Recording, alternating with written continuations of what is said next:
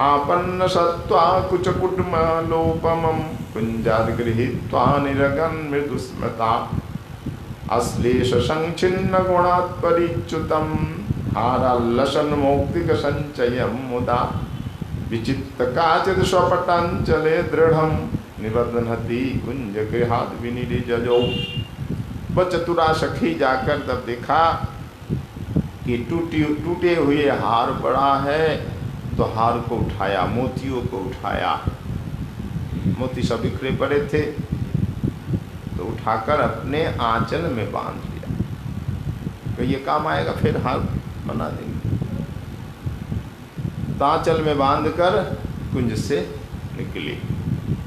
और हमारी रति मंजरी जो रघुनाथ दास गोस्वामी है इस अवतार में, तो वे भी गई देखने, कुछ और तो नहीं छूटा। तब देखा हाँ कान का एक कुंडल पड़ा। राधा ने जा तो रही है, पर किसी ने ध्यान नहीं दिया, एक कान में ही कुंडल है, दूसरा है ही नहीं। तब रति मंजरी देखा वो सैया में एक और कर्णभूषण पड़ा, तो उससे स्वर्ण कुंडल को उठाया, उठाकर बहुत तेज गति से राधा रानी के पास आ गई। आकर के राधा रानी के कानों में पहना, ये स्वामिनी आपका ये कुंडल रह गया। रति मंजरी ये सेवा देखकर बड़ी प्रसन्न हुई हमारी राधा रानी। फिर श्री रूप मंजरी जी भी निगाह डालने लगे, कोई और वस्तु तो नहीं रह गई। तल्प प्रांतादुपादाय कंचुलिम रूप मंजरी प्रिय नरम सखी सखी निर्गत्य निभृतम ददो। तब रूप मंजरी जी ने देखा हाँ सैया की एक और एकदम किनारे एक कंचुलिका रह गई, ओढ़नी राधा रानी की है। तो तुरंत उठाया, उठा करके चुपचाप राधा रानी के हाथ में दे दी, किसी ने देखा भी नहीं। यह चतुराई। जब दिया तो राधा रानी रूप मंजरी को देखने लग गई। अच्छा कंचुलिका रह गई थी, रूप तुमने और इस प्रकार चुपचाप दे दिया, बहुत चतुर होता। तो राधा रानी बड़ी प्रसन्न हुई। और गुण मंजरी वो पुनः आई, गोपाल भट्ट गोस्वामी इस बार है गौलीला में। तो गुण मंजरी निकुंज की बोले देखो तो सही और कुछ रह गया कि नहीं। तो पतत ग्रह उपादाय दासिका गुण मंजरी, सब दासियाँ हैं। हाँ वो तो रहेगा पिगदान, जिसमें तंबुल पान चबाकर डालते हैं ना, क्या कहते हैं पिगदानी, तो वो सोने का है। ये तो रह गया, उठाया और उसमें चर्बित तंबुल है, प्रसादी पड़ा है, तो उसमें उठाकर स्वयं ने खाया, सबको दिया, लो ये असली प्रसाद है। निकुंज लीला में ये प्राप्त होता है, निकुंज गृह में। तो तंबुल सबको देती हुई कुंज से बाहर आई। मंजुलाली पुनः कुंज के भीतर गई, मैं देखूं कुछ और है कि नहीं। मंजुलाली ही गौलीला में लोकनाथ गोस्वामी जी है। मंजुलाली तयो रंगाच्युत मल्यानुलेपनम तलपादादाय सर्वाभ्य गच्छति विनिर्गता। देखा हाँ है, सैया में टूटी हुई मालाएं हैं, राधा गोविंद की पुष्प मालाएं, फूल मालाएं, और राधा रानी किसी अंग से गिरा चंदन, कहीं केसर, कुमकुम है, सबको उठाया, उठा करके और मालाओं को लेकर बाहर आई। आकर माला सब सखियों को पहना थी, किसी को पुष्प हाथ में प्रसाद दिया और चंदन लगा दिया सब में। देखो ये जुगल सरकार का प्रसादी चंदन है, निकुंज बिहारी बिहारी निजू का ये प्रसादी कुमकुम है, ये अगर है, ये इत्र है और ये केसर है, सबको लगा दिया। ये पाकर सब सखियाँ प्रसन्न हुई। यही सब प्रसाद निकुंज लीला में मिलता है। निकुंज में जब राधा गोविंद सैया से उठते हैं तब यही प्रसाद मिलता है, तांबुल, चंदन, पुष्पहार, ये सब। अब सखियों के साथ जुगल सलका चल रहे हैं, प्यार प्रियतम चल रहे हैं। और सखियाँ वस्त्र परिवर्तन को देखकर, यानी श्री कृष्ण के अंग में नीली ओढ़नी और राधा रानी के श्री अंग में पीली ओढ़नी को देख करके हंस रही है सखिया, और हंस भी रहे चुपचाप मुंह में हाथ रख।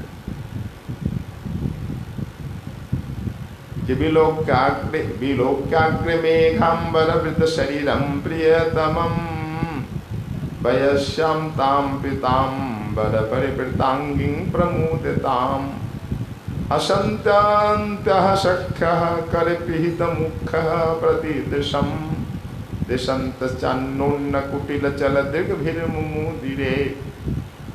तो सखियाँ यह लीला देख करके अपने अपने हाथों से मुख ढक करके हंस रही है, चंचल नैनों से जुगल को या प्रियतम को निहार भी रही है, और सखियों को नैनों के इशारे से बता रही है, देखो ये वस्त्र का परिवर्तन हुआ है, एक दूसरे की ओढ़नी ओढ़ ली है। तो ये सब हंस रही है। तो राधा गोविंद को भी लगा बात क्या है, ये सखियां हंस क्यों रही है, पर इनको कुछ भी पता नहीं चला। ये दोनों रस सागर में ऐसे निमग्न हो रहे थे, इनको पता ही नहीं क्या हुआ, ये सखियां क्यों हंस रही है।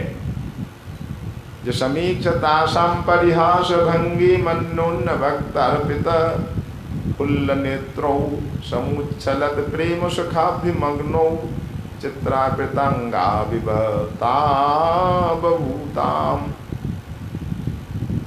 श्री राधा गोविंद सखियों का परिहास देख तो रहे हैं, ये हंस रहे हैं, बात क्या है, पर गहराई तक ये जुगल पहुंचे नहीं, हंस रही होंगी।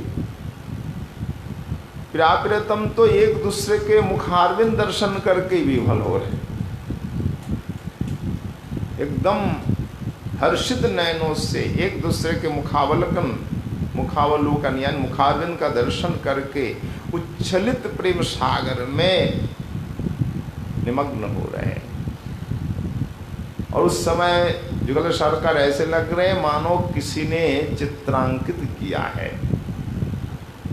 राधा रानी देख रही थी श्याम सुंदर की ओर, और श्याम सुंदर राधा रानी के मुखारविंद की ओर, एकदम पलके नहीं गिर रही, चित्रवत खड़े हैं दोनों।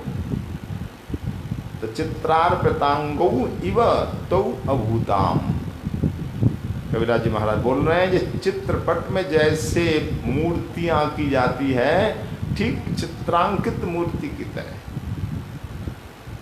दोनों खड़े हैं। इसलिए इनको पता ही नहीं चला, भान ही नहीं, ये सखियां क्यों हंस रही। और हमारे अंग में, राधा रानी के अंग में प्रियतम का बस है, तो प्रियतम के अंग में राधा रानी का भी पता ही नहीं चला।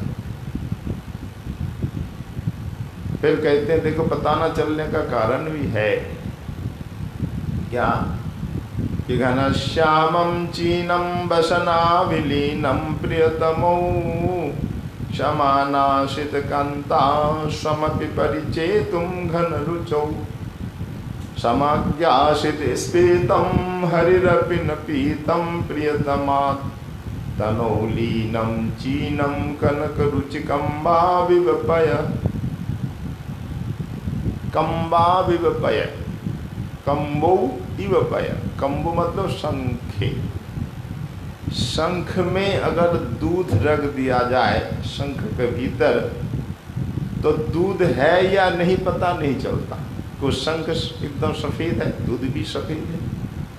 ठीक उसी प्रकार दोनों ओढ़नी एकदम लीन हो गई। कैसे? श्याम सुंदर घने बादल जैसे रंग वाले, तो कृष्ण हमारे नीली कांति वाले, और नीली ओढ़नी एकदम एक हो गई, श्याम सुंदर के रंग में मिल गई। इसलिए पता नहीं चल रहा है कि नीली ओढ़नी भी है। और राधा रानी हमारी क्या है, स्वर्ण कांति वाली, एकदम गौर वर्ण, और पीताम्बरी भी गौर वर्ण है, स्वर्ण वर्ण है। इसलिए पता ही नहीं चल रहा है कि राधा रानी के ऊपर कोई ओढ़नी भी है। ठीक शंख में दूध की तरह है। ना राधा रानी को पता है ना गोविंद को पता है वस्त्र के बारे में, पर सखियों ने देख लिया है, पर इन जुगल सरकार को पता नहीं, ऐसे निमग्न है। ये रस और प्रेम की मूर्ति है ना, विधाता ने इनको बनाया। पदकार कहते हैं कौन विधाता ने बनाया, पता नहीं कौन ऐसे विधाता है जो रस घन मूर्ति श्याम सुंदर को बनाया और प्रेम घन मूर्ति राधा रानी को बनाया। क्या अद्भुत जोड़ी है व्याकुलतम की। देखो एक दूसरे के प्रति एकदम विवान हो जाते हैं दर्शन करके। राधा कृष्णमयी है तो गोविंद हमारे राधामय है। राधा के बिना गोविंद कुछ नहीं जानते, ना राधा श्याम के बिना कुछ जानते। एक दूसरे के प्रेम में एकदम लीन है, इसलिए वस्त्र का भान नहीं चला। अब दोनों चल रहे हैं, चारों ओर सखियां हैं, पर उधर पूरब दिशा लाल हो उठी, एकदम प्रातःभोर हो गया, कोई देख नहीं ले। तो पूरब दिशा को लाल देख करके ललिता क्रोध कर रही है पूर्व दिशा पर, तो लाल क्यों हो रही है? जी उषसी बर मधुनाम पश्चराधे अरुणो अयम रमन सहित लीला भंगता पापरुग भी गलित पद युगो अप्यत्यापितम नो जहाति ध्रुवमिति वचनम जस्तुष्टजः स्वस्वभावः। ललिता जी राधा कृष्ण के लीलामृत पान के विघ्न कारी जो नवोदित अरुण है, राधा गोविंद की लीला का अमृत हम पी रहे थे और इतने में अरुण आकाश पे आ गया है, ये विघ्नकारी है। इसीलिए ललिता जी को क्रोध हुआ, तो अरुण पर विफर पड़ी। अरुण ये सूर्य नारायण के सारथी अरुण, अरुण उदय पहले होगा, इसके बाद सूर्य उदय होगा।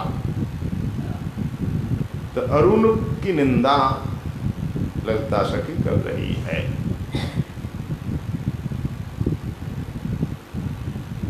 क्या कह रही?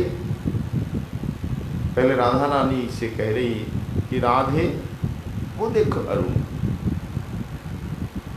प्रातः काल रमन के साथ लीला भंग ये करता है। प्रातः काल रमन के साथ विहार करते हैं राधा गोविंद, राधा रमण और राधा रानी दोनों एक साथ विहार करते हैं, और इनका विहार इससे अरुण को जो है सुहाता नहीं। युगल सरकार सुखपूर्वक विहार करे, इसको सुहाता नहीं, फिर शालू है, दुष्ट है अरुण, इसलिए विघ्न कर देता है। देखो इतना ये पापी है कि अपने पाप के कारण उसके दोनों पाम गल गए और उनके पाम नहीं है। भाई पाप के कारण ही कोई रोग होता है? ये पाप के कारण कुष्ठ रोग हुआ, कोर से इसके दोनों पाम गल गए, केवल ऊपर का हिस्सा है, फिर भी अपना स्वभाव नहीं छोड़ रहा, अपनी दुष्टता और नहीं छोड़ रहा। इसीलिए कहते हैं ना कि दुष्ट जो होते हैं, चाहे कितना उस पर आपत्ति आए, प्रभु का दंड मिले, फिर भी अपना स्वभाव नहीं छोड़ता। दिखाई जाता है अपना स्वभाव कोई नहीं छोड़ना चाहता। दुष्ट अपनी दुष्टता और साधु अपनी साधुता नहीं छोड़ते। एक बार एक संत नहा रहे थे सरोवर में, एक बिच्छू बार बार काट रहा था, फिर भी बिच्छू को वो जल से बाहर करना चाहते, वो जल में बह के कहाँ चला जाएगा, मर जाएगा, इसलिए पकड़ना चाह रहे थे, जल से बाहर कर दे। जैसे पकड़ने जाए डंक मारे, कई बार प्रयास किया, और जो लोग नहा रहे थे कहले बाबा पागल हो, अरे बिच्छू डंक मार रहा है बार बार, फिर भी आप पकड़ने जा रहे, छोड़ो इसे। तो बाबा ने कहा देखो ये बिच्छू अपना स्वभाव तो छोड़ता नहीं, डंक मारना उसका स्वभाव है, नहीं छोड़ता, तो मैं अपना स्वभाव क्यों छोड़ूं? मैं साधु हूं ना, तो मेरी साधुता मैं क्यों छोड़ूं? साधुता मतलब सबका उपकार करना, जल में बह जाएगा मर जाएगा, इसलिए मैं उपकार कर दूँ। तो अपने अपने स्वभाव में दोनों स्थिर है। यहाँ भी कहते हैं, ललिता जी कह रही हैं कि अपना स्वभाव छोड़ना बहुत मुश्किल था। भले हम संत बन जाते हैं, वैष्णव दीक्षा प्राप्त हमने कर ली, हम संत बन गए, फिर भी स्वभाव जाता नहीं। देखो अरुण का स्वभाव नहीं गया, ईर्ष्यालु स्वभाव है इसका, दूसरे के सुख में बाधा देना, विघ्न करना इसका स्वभाव है। भगवान ने दंड दिया, कुष्ठ रोग हुआ, दोनों पांव गल गए, फिर भी स्वभाव नहीं छोड़ा इसने। कितना दुष्ट है अरुण। देखो प्रातः काल हमारे प्रिया प्रियतम लीला में मग्न होते हैं, पर ये अरुणोदय होकर के लीला में विघ्न डाल देता है। इसीलिए ऋषियों ने जो कहा जीव अपना स्वभाव नहीं छोड़ पाता, वो ठीक ही कहा, आज भी यथार्थ है। जद दुष्टजः स्वस्वभाव इति वचनम ध्रुवम। फिर ललिता जी उपहास करती हुई कहती है, करुणा अरुणे निदधति ततु अंबरे रतिकेली भंग जरुषारुणाम दृशम ललितोपहास जनिता स्मितानना वृषभानुजा आह मृदु मंजु भाषिणी। तो ललिता जी ने जो कुछ कहा उपहास वाणी ही है। अरुण ये गरुड़ जी का ही बड़ा भाई है, पहले भी चर्चा हुई, और दोनों चरण इनके पुष्ट नहीं हुए थे, ऊपर का अगला हिस्सा हो गया था, नीचे का हिस्सा भी बना ही नहीं, और माता ने जल्दी फोड़ दिया था अंडे को, तो उनकी सौत की संतान हो गई, अपनी संतान नहीं हुई। अंडे दो दिए थे विंता, कद्रु के पुत्र ये सर्प पहले जन्म ले चुके। अब विंता ने देखा कि हमने दो अंडे तो दिए पर अभी फूटा ही नहीं, मेरी संतान कब होगी? धैर्य खो बैठा तो एक अंडा को फोड़ा, तब देखा कि आधा हिस्सा बना, आधा हिस्सा बना ही नहीं, तो कमर से नीचे तक नहीं बना पाया। लाल रंग का वो बालक निकला। बोले माँ आपने क्या कर दिया? अब मैं तो किसी काम का नहीं था, पर इस अंडे को फोड़ना नहीं, पूरा होने देना, ये भगवान विष्णु के पार्षद होगा। अब मेरा क्या होगा? अब मैं क्या करूं? चल नहीं फिर नहीं पाऊंगा, मेरा जीवन ही व्यर्थ हो जाएगा, नरकमय हो जाता है। पर सूर्य नारायण उदित होकर बोले नहीं नहीं, तुम मेरे साथी बनोगे। सूर्य नारायण ने अपनी किरण से, धूप से शक्ति दी, कांप रहा था एकदम। अब देखेंगे जब बालक पुष्ट नहीं होता, असमय प्रसव हो जाता है, तो एकदम कांपता है, शरीर पुष्ट नहीं होता ना, वो सह नहीं पाता बाहर का वातावरण। कोई गर्भ में था, अब बाहर का वातावरण झेल नहीं पाता, पुष्ट नहीं हुआ, लायक नहीं बना बाहर के लिए, तो एकदम कांपता है, कांपते कर फिर वो ज़्यादा दिन टिकता नहीं। ऐसा ही चाहे मनुष्य का हो चाहे पशु का हो। यहाँ भी देखा गया गैया का हमारे यहाँ वो मात्र 6-7 महीने में बच्चा हो गया, नहीं होना चाहिए, 9 महीने कम से कम होना चाहिए। वही पुष्ट नहीं हुआ, एकदम छोटा सा बछड़ा हुआ, और एक शरीर कैसा था जैसे बकरी का होता है ना, ऐसा ही छोटा सा निकला, पुष्ट नहीं हुआ, और ये कांपने लगा। वो ज़्यादा दिन टिका नहीं, मतलब 1 दिन 2 दिन बस। तो सूर्य भगवान ने कहा नहीं, मैं अपनी किरण से तेज से इसे पुष्ट करूंगा। तेज दिया तो कपना बंद हुआ, शरीर में ऊर्जाई शक्ति आई, चलो तुम हमारे सारथी बनो। सारथी के लिए नीचे का हिस्सा नहीं हो तो कोई बात नहीं, वो बैठ करके रथ चलाना। तब से अरुण लाल रंग का है और सूर्य के सारथी बन गए। पर ये उपहास वाणी में ललिता जी कह रही कि ये इसने पाप किया है, लोगों का सुख भंग करना, सुख में बाधा देना, ये पाप ही तो है। पाप के कारण कुष्ठ रोग हुआ, दोनों पांव में इसके गल गए, तब भी अपना स्वभाव नहीं छोड़ता। बड़ा दुष्ट है अरुण। देखो हम लीलामृत पान कर रहे थे और ये लीला में बाधा इसने दान की, ये बाधक बने, विघ्नकारी बने। इसलिए ललिता जी जो है अरुण की निंदा करने लगी। तो ललिता का उपहास है, वाक्य सुनकर के हमारे राधा रानी हंस रही, मृदु मृदु हंस रही थी। तो मधुर मंजु भाषिनी वसुभान नंदिनी रतिकली भंगजन रोष के कारण देखो हम दोनों विलास कर रहे थे कुंज लीला, पर अरुण ने हमारी लीला में विघ्न पहुंचाया है। तो राधा रानी भी क्रोधित हो गई अरुण के ऊपर। रतिकली भंग जय रुषा अरुणाम दृशम, उस समय राधा रानी के नेत्र लाल लाल हो रहे थे। तो अरुण नयनों से अरुण किरण रंजित अरुण वर्ण नभमंडल की ओर देखा।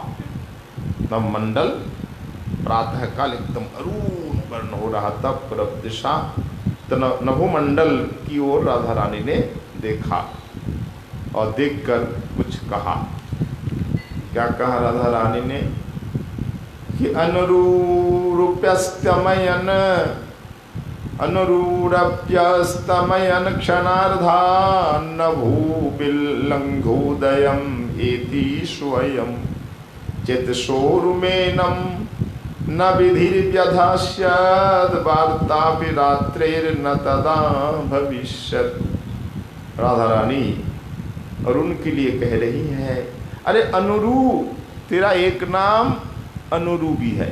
अरुण एक अनुरू न उरुजस्य, जिसकी जांग नहीं, वो अनुरू।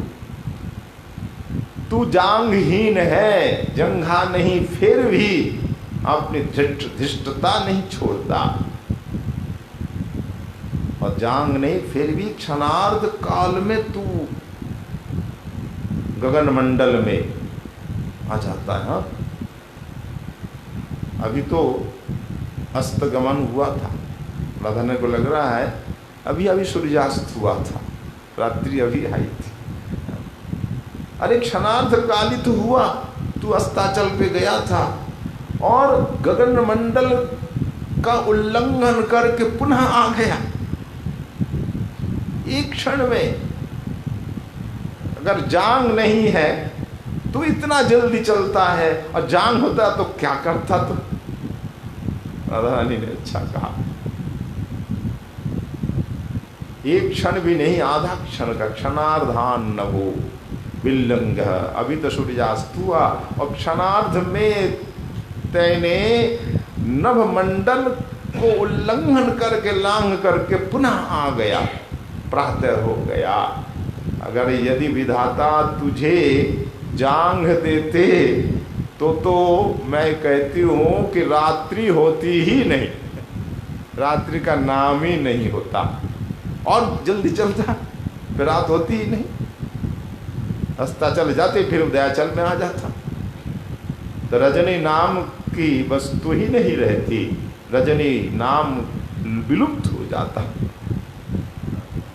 इस प्रकार राधा रानी अरुण के लिए उलाहना दे रही है। तरुण षष्टि घटिकांतरम पुनरुदयति तदपि क्षणार्ध कथनम। यद्यपि अरुणोदय 60 दंड के बाद ही होता है, उससे कम नहीं होता। 60 दंड मतलब 60 घड़ी, 24 घंटे में ही अरुणोदय होता है ना। आज हुआ, फिर 24 घंटे बाद ही होगा। पर राधा रानी कई क्षणार्ध, 24 घंटे को आधा क्षण कहा राधा रानी ने। और और क्यों कहा ना, अनुराग बाहुल। अनुराग में ऐसा ही होता है, प्रेम जहाँ अधिक होता है उस वहाँ समय लगता है, बस करोड़ों युग भी एक क्षण भर लगता है। और मिलन में और विरह में त्रुटि जुगा, तब तो एक क्षण युग करोड़ों युग जैसा लगता है। और जब मिलन होता है जुगल का, उस समय करोड़ों युग एक क्षण की भांति हो जाता है। इसलिए राधा ने क्षणार्ध कहा। तो प्रातः काल की रमणीय शोभा का संदर्शन कर श्री कृष्ण और राधा रानी की उस प्रकार वाणी को सुनकर के बड़े आनंदित हुए। देखो प्रातः काल हुआ, रमणीक शोभा है, पूरब दिशा लाल हो उठी है और राधा रानी अरुण के लिए उल्हाना दे रही है। तो राधा रानी के वचन भी गोविंद ने सुने। सुनकर गोविंद को बड़ा हर्ष हुआ। हर्षोन्मत्त होकर के गोष्ठ गमन तो ठाकुर ने भूल ही गए। घर जाना है गोविंद भूल गए। अब भूल करके राधा रानी से कहने लगे, ये है 96 श्लोक कि मनोरमां वीक्ष विभात लक्ष्मीं निपीयतस्या वचनाश वंच मूदन मदो विस्मृत गोष्ठयानः प्राणेश्वरीं तामवदन् मुकुंदः।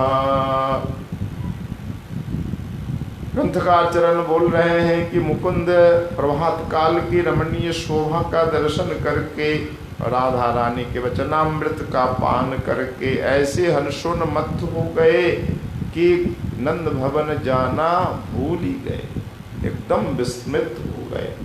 हो करके अपने प्राणेश्वरी राधा रानी से कुछ कहने लगे। हीनम प्रभातोपगतम समीक्ष कांतेव कांतांतर भूत कांतम पश्यान्न दिक्संग कषायितांगम प्राचीयमीर्षारुणिते बजाता। हे राधिके, हे प्रिय, हे प्यारी जू, वो देखो नायिका जिस प्रकार प्रातः काल समागत नायक की जो अन्य कांता है उसके साथ उपभोग लक्षण सम्यक रूप से वो देखती है। जैसे गोविंद जब कभी राधा रानी की कुंज में प्रातः काल आते हैं तो राधा रानी भी तो देखती है। देखो रात ने बिताई कहाँ, चंद्रावली की कुंज में, और प्रातः काल आए वो देखो चंद्रावली के संभोग चिन्ह राशि गोविंद के अंग में है, सिंदूर चंदन आदि। तो ऐसा होता है प्रातःकाल अगर कोई नायिका के पास नायक आते हैं तो दूसरी कांता के साथ उपभोग के चिन्ह लेकर ही आते हैं और उसे देख करके ईर्ष्या होती है, क्रोध होता है, तो मुंह लाल हो जाता है। राधा रानी के लिए श्याम सुंदर ने कहा। ठीक उसी प्रकार ये जो प्राची दिख है ना, यानी पूरब दिशा, ये कौन है? सूर पत्नी है पूरब दिशा। प्रातः काल सूर्य नारायण को आते देख, पूरब दिशा पत्नी हुई और सूर्य नारायण उनके पति हुए। तो प्रातः काल सूर्य नारायण को आते देख, रात भर तो आए नहीं, प्रातः काल आते देख क्या सोचा पूर्व दिशा ने? हमारे पति रात्रि तो बिताई किसी और रमणी के यहाँ, लगता है रजनी के साथ रात विहार किया है, अब वो आ रहे हैं। तब ईर्ष्या हुई, क्रोध जात हुआ पूरब दिशा को, इसलिए पूरब दिशा तो लाल हो उठी है। उपमा जैसे दूसरी कांता के पास से जब कांत निकट आवे तो वो कांता एकदम लाल हो जाती है, पूरब दिशा भी लाल हो उठी है। सूर्य नारायण को देख करके रात कहीं बिताए, आप और अभी आए। तो राधा रानी के साथ इस प्रकार बातचीत में लग गए, भूल गए घर जाना। अद्भुत रस में निमग्न हो गए हमारे प्रिया प्रियतम। तो रस का ही तो आस्वादन है गोविंद लीलामृत में, जो कुछ वर्णन है रस ही तो है इसका सार। हमें तो रस लेना है। जितने ग्रंथ हमारे आचार्य जो ने लिखे हैं उसका सार क्या रस, रस लेना। इस प्रकार रस में निमग्न जुगल हो रहे हैं, सखियाँ हो रही है और लीला का आस्वादन वर्णन श्रवण कर भक्त जन भी हो रहे हैं रस सागर में निमज्जित। तो रस सागर में निमज्जित करने के लिए ही गोस्वामी जी ने इस ग्रंथ का जो है प्रणयन किया है, तभी हमारा जीवन भी सार्थक होगा। और प्रिया प्रियतम अब दोनों बातों में लगे हैं और वचनामृत एक दूसरे के पी करके रसोन्मत्त हो रहे हैं। आगे का वर्णन जिस प्रकार कर रहे हैं ग्रंथ का चरण कविराज गोस्वामी जी महाराज तो उनकी कृपा से अब के आशीर्वाद से पुनः कल आस्वादन का प्रयास होगा। आज यहीं पे विश्राम है कि राधा गोविंद एक दूसरे के मुखारविंद की ओर देख रहे हैं, एक दूसरे के वचनामृत को पी रहे हैं और घर जाना भूल ही गए। मार्ग में है इस समय, कुंज और भवन के बीच जो मार्ग है। असखियाँ तो है। बोलिए श्री जुगल सरकार की जय, प्रिया प्रियतम जो की जय, श्री राधा नयनानंद जो की, आज के आनंद की जय जय, श्री राधे ताई गौर।